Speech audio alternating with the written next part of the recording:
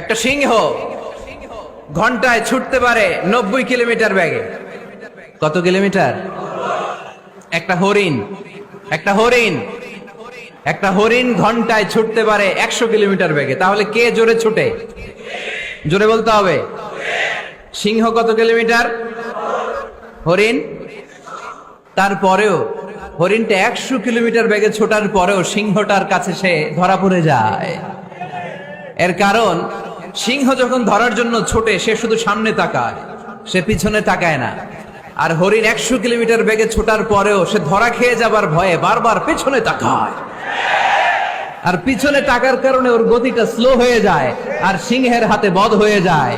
পিছনে তাকাবার সময় আমাদের নাই, চিল্লায় বলো ঠিক কিনা? আমরা অহংকার শিখি নাই, আমরা হিংসা শিখি নাই, আমাদের বুকে আছে বুক ভরা ভালোবাসা।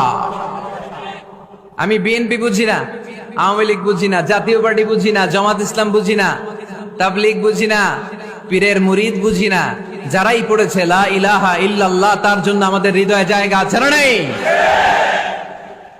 মুসলমান কেন, হিন্দুদের জন্য আমাদের বুকে জায়গা আছে না নাই? হিন্দু ভাই যদি বলে আমি পড়বো আশহাদু আল্লা ইলাহা ইল্লাল্লাহ ওয়া আশহাদু আন্না মুহাম্মাদ রাসূলুল্লাহ, তার জন্য আমাদের দরজা খোলা আছে না নাই? This is the beauty of Islam. এটা ইসলামের সৌন্দর্য, এটা অনেকে বুঝতে চায় না। আল্লাহ আমাদেরকে সহি সমঝ দান করুক, আমরা পড়ি আমিন। হিংসা, বিদ্বেষ, অন্যের পিছু লেগে থাকা, গীবত করা, অন্যকে গালিগালাজ করা, অন্যকে কাফের মুশরিক বলে ফতুয়া দিয়ে এই পবিত্র মঞ্চগুলোকে নষ্ট হওয়া থেকে যেন আমরা বিরত থাকতে পারি। আওয়াজ করে পড়তে হবে আমিন।